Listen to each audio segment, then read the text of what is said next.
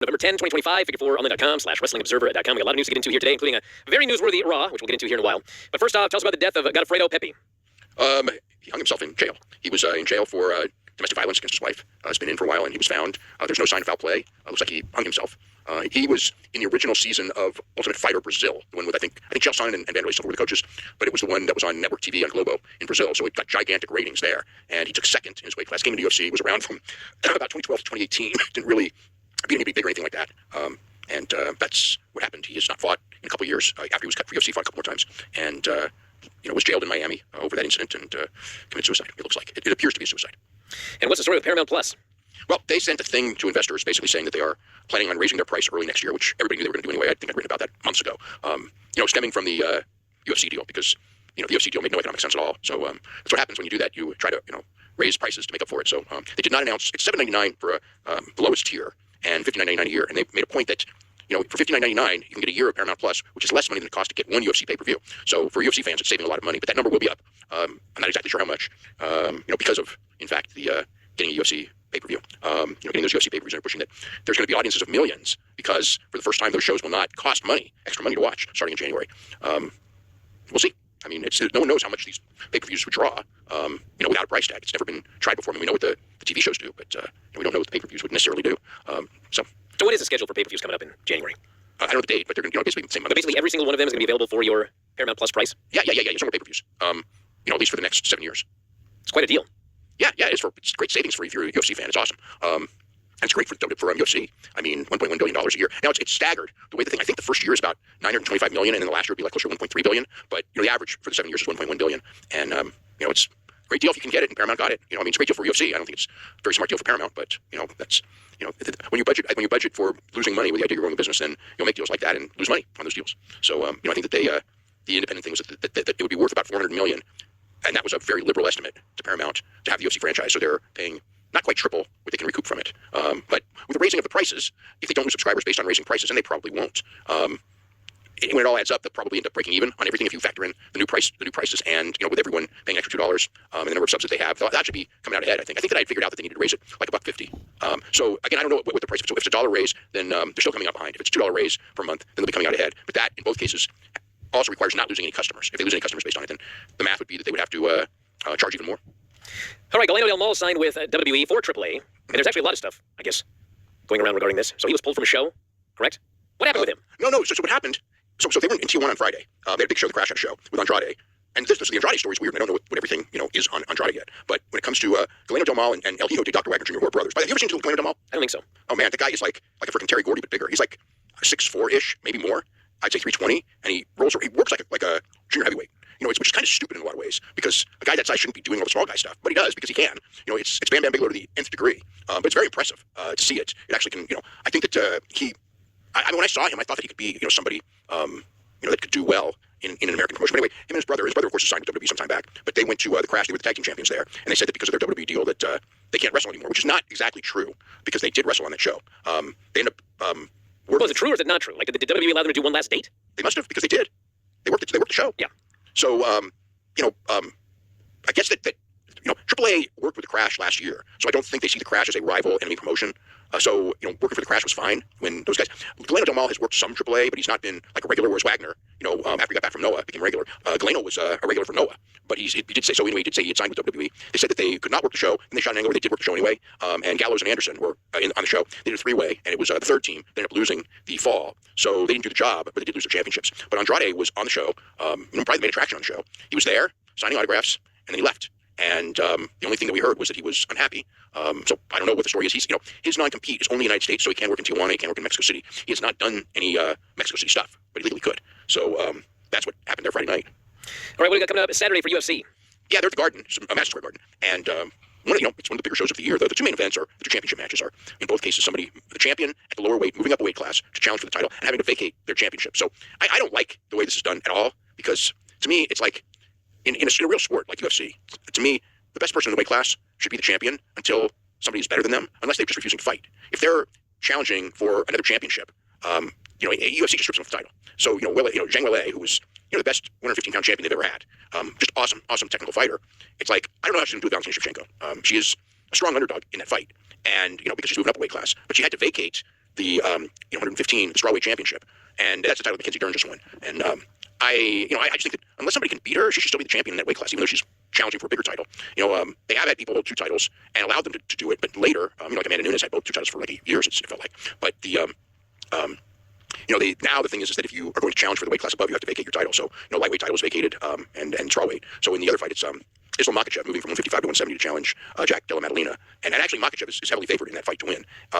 Makhachev's been far more impressive. He's looked incredible in his UFC fights, but it is against 155 pounders, not 170 pounders. So you just don't know. Some people move up in weight, and if it's a 10-pound increment, very very often you can move up and do very well. But it's still not the same. You're still fighting bigger guys. In this case, it's 15 pounds, and maybe he's down to such that he can move up 15 pounds and win this championship. Wouldn't surprise me. But but he had to vacate his championship, and Makhachev's been a dominant champion. It also takes away, and Makhachev didn't want the fight, at 155 with Ilya Topuria, which would have been one of the great fights of the year, just as far as maybe 2 of the top all-around fighters in UFC history, really going against each other. But that's not happening, even though Topuria certainly wants that to happen. So Shevchenko is getting older. Zhang is too, but and they're both very good technical fighters. I mean, it's Shevchenko does have that size advantage in that fight. That was a close one. The Makhachev fight really just depends on how he can perform 15 pounds heavier. If he can perform at the level he performed at lightweight, he should be Della Maddalena. But there's too many ifs. We've never seen him at 170 against people of that level. All right, we got Raw to talk about, and there was a lot going on the show in terms of news. A very newsworthy show, actually. Yeah, pretty much. I mean, we have the basics of the men's war games, and we have 8 of the 10 in the women's war games. I think Cody Rhodes is replacing Jacob Fatu. I don't have that confirmed, although I probably should by the morning. Because he was not on the original list, and Jacob Fatu was, and I was thinking they probably would have to replace Jacob Fatu. It could be, of the original team was going to be Punk, Roman Reigns. I think Roman will probably show up at the Garden. I think Lesnar will probably show up at the Garden. To add, Lesnar on the heel side, Roman on the babyface side, and then you'd still have, one more spot, for probably Jimmy Uso makes the most sense for that spot. On the women's side, AJ Lee and Becky Lynch were going to be the captains, so they could still be added. But in the end, that would have to happen next week. But we know 8 of the people, which would be Lash Legend Nia Jax and Kabuki Warriors and Charlotte Flair and Alexa Bliss and who were the 2? Rhea Ripley and who was the one that did that run-in? Io Sky, yeah. So we know. So there's 1 spot left, and like I said originally, it was going to be Lynch. If it is, Lynch is wrestling Maxine Dupree, right? She's wrestling Maxine Dupree, so it'd probably be an angle coming out of that match next week at the Garden if she's still in. If she's still going to be in the Survivor Series match. I mean, the War Games match. So the show was in Boston. Obviously, the crowd was absolutely insane for the show, especially for John Cena. Mostly for Cena. They popped for like Rhea Ripley and Io Sky. They did run-ins, but the rest just felt like. Dominic was very, very over and came across as a total superstar. But I don't know. I didn't sense like the Charlotte Flair match didn't seem like anything different from any other match. So episode Triple H came down the ring for a promo. Place went nuts for this guy, and he cut this long promo about how we lived in this magical time, and there were all these different ways to determine who was the greatest of all time. But in his opinion, he didn't say his opinion. He said objectively. Well, he did say that when I break it down and look at it as the most objective person there is only one person at the top of that list. Yes, I just remember years ago, and I don't know that he was responding to this, but I used to always say that Ric Flair was arguably the greatest wrestler of all time. And then Triple H did an interview, and he said, people say Ric Flair is arguably the greatest wrestler of all time, but I don't see the argument. Basically the argument that he couldn't be. So, it's all convenience. Whatever. You can always change your mind and all, but he said that Shawn Michaels was the greatest wrestler of all time. He said Ric Flair was the greatest wrestler of all time. Now he says John Cena is the greatest wrestler of all time. Today he said, for me, objectively, he is without a doubt the greatest of all time. So I call out John Cena. The place goes wild for this guy. Everyone's chanting, thank you, Cena. Cena does this long promo as well. And he basically talks about wanting to leave the business better than he found it. He said he had a special announcement in his last performance, December 13th, Saturday night's main event. It was a night to close one chapter, but also a night of opportunity. He said he was going to give NXT wrestlers showcase matches against wrestlers on the main roster. So Saturday night main event would also be a showcase for the future of this business. So he wanted to come to Boston one last time. I don't book the dates, he said, but I do want to come here one more time just to be around my friends, family, people I love. I want to say thank you. He's immediately interrupted by Dominic Mysterio. And Dominic comes down to the ring. Dominic's great. I was supposed to have a celebration last week, but it dead beat interrupted. And people don't interrupt me, I interrupt them. And so the crowd chants, you fucked up. And Cena tells him, it's a great speech and all, but I'm John Cena. This is Boston. Any other night, any other city might have a chance, but tonight I am invincible. If you pick a fight with me, I promise tonight you will lose.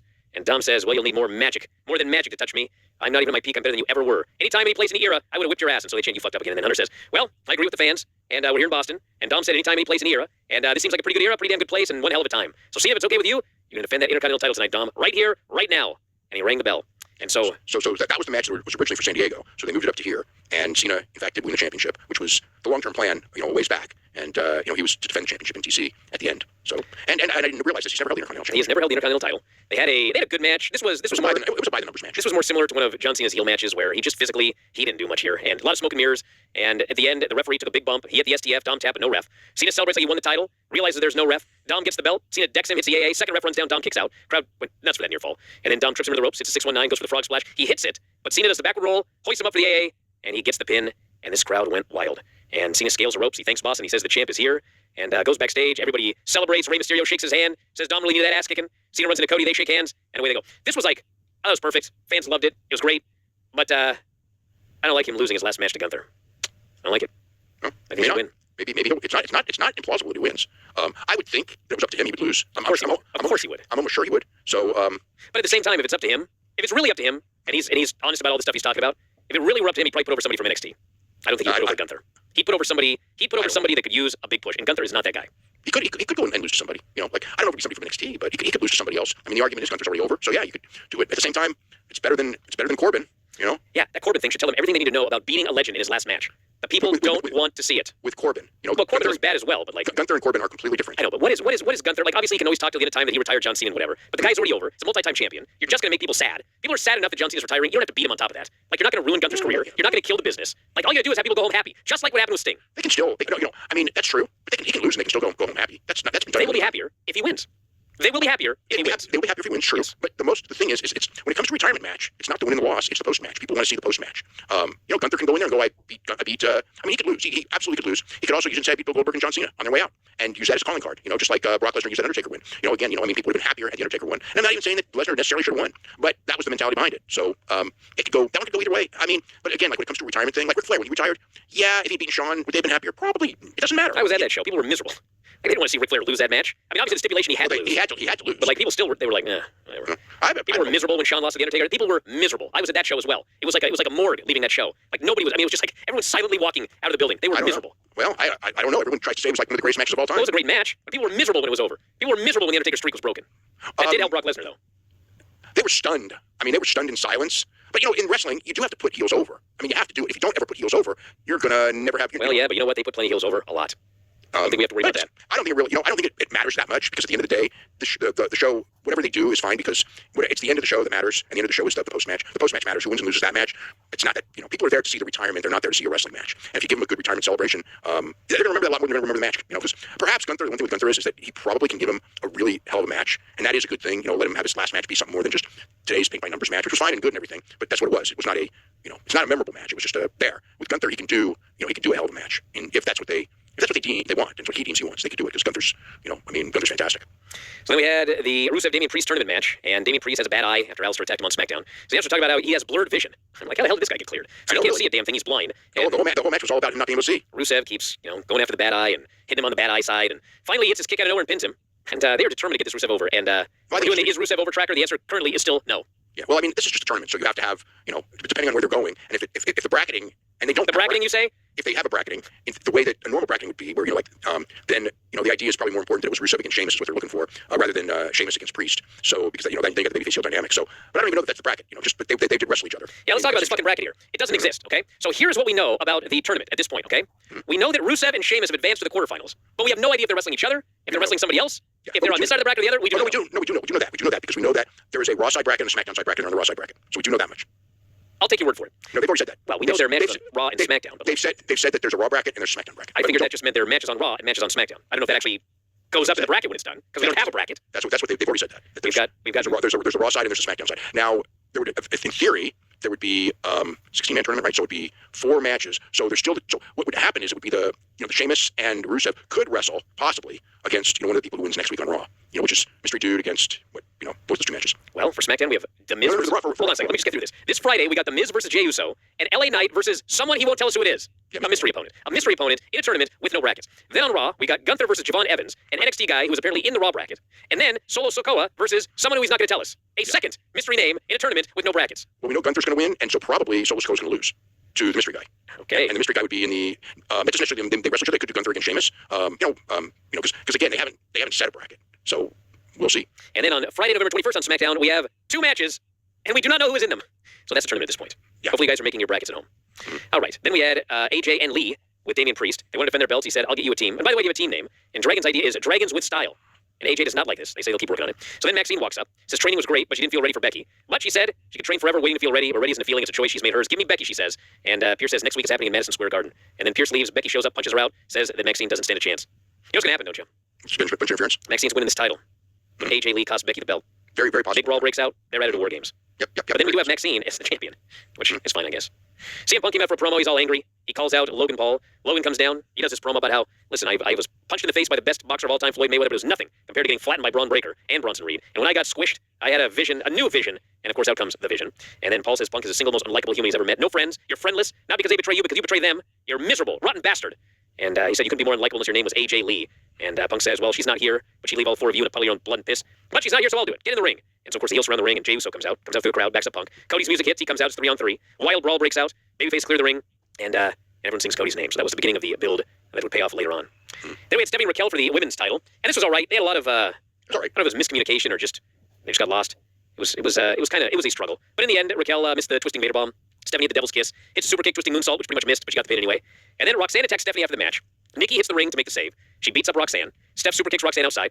Joe Tess starts talking about, my God, the friendship of these two. I was like, all right, Joe, I got it. And sure enough, Nikki clobbers Stephanie with the belt, turns heel. And it was funny because like the moment it happened, like everybody went crazy because they saw the event. They all cheered. But then she started walking around with that belt, and then they started booing. And then she tore off her top, and they cheered again. And so Nikki and Stephanie will be fighting for the women's world title. Yes, probably maybe San Diego, although it's not necessarily. I gotta say that this Triple H, he makes a plan and he sticks to his plan. I mean, we saw it with the War Games. Yeah, usually. It got out that Lash Legend was going to be in it, which we at first thought, like, what? And then, Theory and all this. We haven't seen Theory yet, but, there's been some changes as a result of what happened with... I figure Theory and Lesnar might be at the Garden. Lesnar, I would think. If Lesnar's in it, because I just know how they feel about the Garden and how few takes Lesnar works, that if they're going to shoot an angle with Lesnar, it would be next Monday. But the point is, they didn't change any of that. They didn't change the Dominic loss to John Cena. They didn't change the tournament. Yeah, but they didn't change the outcome. They didn't change the tournament with Gunther in it, so he's likely going to win. And this, obviously, everybody saw it coming, and that's exactly what they did. So, not changing things because people figure stuff out, which is a good thing. Stick to your guns. Tony never does that either, ever. Does it very rarely, Yeah, Tony's got his plan, and most bookers are like that. They have their plan, and that's what they do. Not to the most famous one of all time.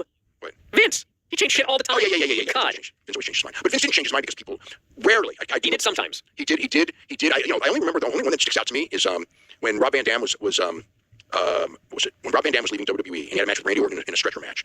So obviously Randy Orton was going to win, and everyone knew it. So Vince had Rob Van Dam win to fool everyone, but then Randy Orton destroyed him anyway. So it was kind of like the result of the match didn't matter anyway. But he did change the result of the match because he thought too many people knew. But it's still the end result was still like Rob Van Dam getting his ass kicked on the way out. But yeah. I mean Vince didn't do it that often. Vince changed his mind all the time, but it didn't have to do with people knowing stuff. He just did it because he changed his mind all the time. That he did. He was constantly changing directions.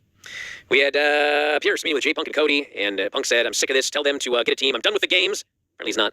And then called for Regal. Regal made a cameo, announced War Games, and Pierce told them to prepare for war. So then we had a Sheamus Shinsuke Nakamura match, and didn't have a lot of heat early. And I think part of the issue is I don't think fans have any idea what to make of Nakamura because he was a heel forever, then he vanished forever, and I think he's back as a babyface. No, he's absolutely a babyface now. Yeah. So they go back and forth. Sheamus got some heat on him. Nakamura made a comeback, and then of course it's like your normal Sheamus match. He gets real hard hitting, and then the last couple of minutes, the fans were super into this, and he went for a spot, and Sheamus kicked his head in the next week and pinned him. So we might get another Rusev Sheamus match. I think in these, but I don't know. We don't know. Yeah, we don't know. Adam Pearson announced the Javon Gunther Madison Square Garden match, and Solo versus another mystery opponent. Yeah. We then had the Kabuki Warriors versus Charlotte and Alexa for the tag team titles, and this was a good match. It was not as good as I expected. I just thought the match was okay. I think part of the problem is that ever since Charlotte has come back, she's really slow. She's hit and miss. And Asuka is really fast, and there was a lot in this match involving Asuka and Charlotte, and Asuka had to really, really slow down to go at Charlotte's pace. Yeah. So that was kind of a deal. They did do I guess it was supposed to be a Boston Crab. It was actually Walls of Jericho that Charlotte put on. They didn't mention Jericho, obviously. And then she put the figure 4 on. Kyrie tried to break it up. Alexa caught her, hit Sister Abigail. Charlotte puts on the figure 8, but Nia and Lash show up. They break the hold behind the referee's back. Alexa goes after Nia and Lash. Kyrie slams her to the table. And then the heels hit the combo flying elbow for the pin. And the Kabuki Warriors are the new women's tag team champions. Well, they should have been. Yes, they should have won the title. They are great. And so after the match, Lash and Nia are double teaming Alexa and Charlotte. Kabuki Warriors return. They join in. Io Sky's music hits. She comes down to make the save, but Lash takes her out. They're giving Lash a ton. They're turning her into a monster heel already.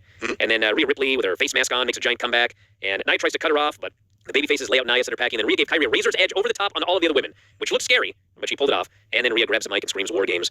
And so we've got matches coming up for this show, which is November 29th. Obviously, the AW show is November 22nd. Survivor Series the following weekend. And for the men, we got Punk, Jey Uso, and Cody versus Logan, Braun, and Bronson at this point, with many more to be added. And for the women, Rhea, Io, Alexa, and Charlotte versus Nia, Lash, Asuka, and Kyrie. So that is November 29th for War Games. So 2.5 weeks to figure that one out.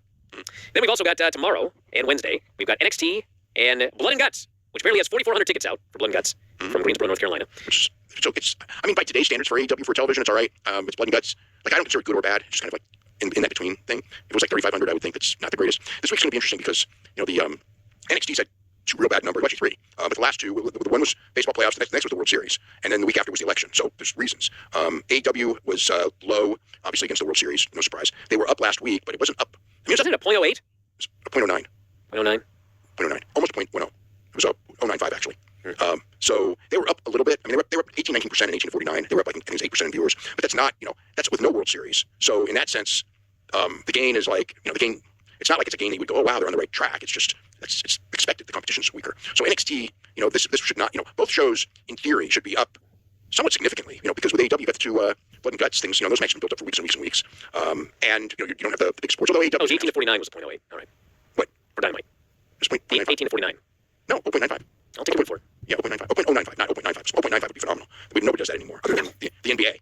And even the NBA doesn't. The NBA, it doesn't do it that much. I mean, they still are going to have, Wednesday. You're still going to have NBA. You're still going to have probably some college basketball, maybe college football, for sure NHL. So, and then NXT's going to have some of that too. I mean, we're so at least NHL for sure, and that's not and I think probably certainly college basketball and stuff. So there is going to be some competition. But the prior week was an 08. That's what I saw. I got it. Yeah, that was the one against the World Series. Yeah, that was tough.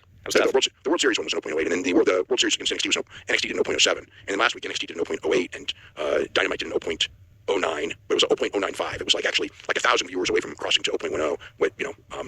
But whatever. It doesn't really. They're all bad.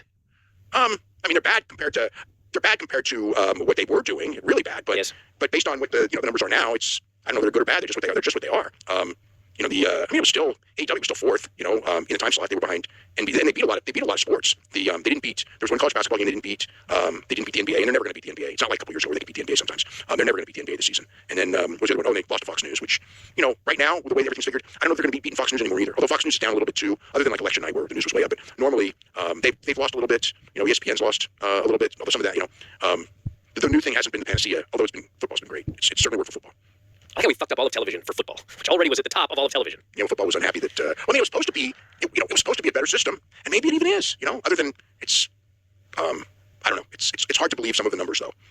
It's like I could see certain things being lower, but there are some things that have turned up, like that the ESPN Chiefs game a couple weeks ago. I mean, that was just completely implausible. And I think that there was an NXT a couple weeks ago where they had 20,000 viewers in 1834, and even though it was against baseball, it's like that's just an implausible number. That was not even against the World Series, it was the playoffs. So there've been these things where I look at it and go like, okay, this just doesn't even make the slightest bit of sense. Whereas before, it seemed to make more sense. It's like it's just impossible for me to believe that there's only 20,000 people 18 to 34 in the entire country watching NXT television. That's it just doesn't make sense. Well, NXT has Ricky Sainz against Rick Williams, last man standing. El Grande Americano Jasper Troy for the speed title. What a freaking weird match! What a weird match that is. That is. Well, the one it's going to be over in less than 3 minutes. So 5 minutes. It's a championship match. Oh yeah. We have to watch 5 minutes of that match. Well, he might beat him quick, but they'll probably go 4. Yeah.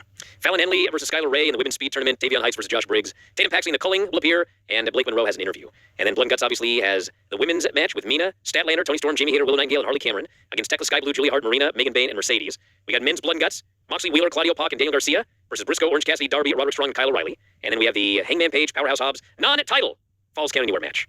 Yeah. So 3 matches and a 2.5 hour show. Yeah. By all rights, Blood and Guts is usually up, so it should be up. But what up is, before I would say up is like 0.17, and now it's like 0.11. You know what I mean? So it's like it's tough. It's just tough. It's just what it is. It's the new thing, and it's not good for wrestling. Luckily, WWE's made all their deals, so it doesn't really matter. All right, a couple of mailbag questions here. Does Dave know the story? Does he ever? Behind the Island Death Match, Antonio Inoki Masa Saito in 1987. Why did it take place on an island, and why was it almost 2 hours long? They wanted to do a 2-hour match. I thought it was kind of boring, but some people liked it.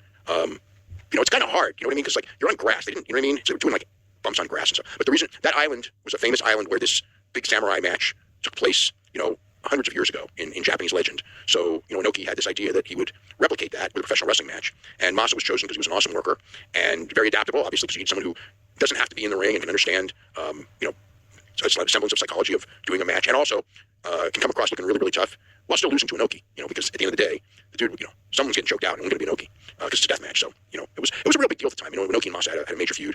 So as great a feud as it could be when every single time Inoki beat him. But they got several matches and drew very well with it because, the business was hot in those days. That's what it was. They just had and Inoki was, Inoki was God. So there you go. Sports News says, what happened to Luther the Butler? Why is he no longer part of Tony Storm's act? Wasn't he injured? I'm trying to remember what happened. Yeah. I remember there was something that happened where I thought for sure that he was injured and he actually wasn't.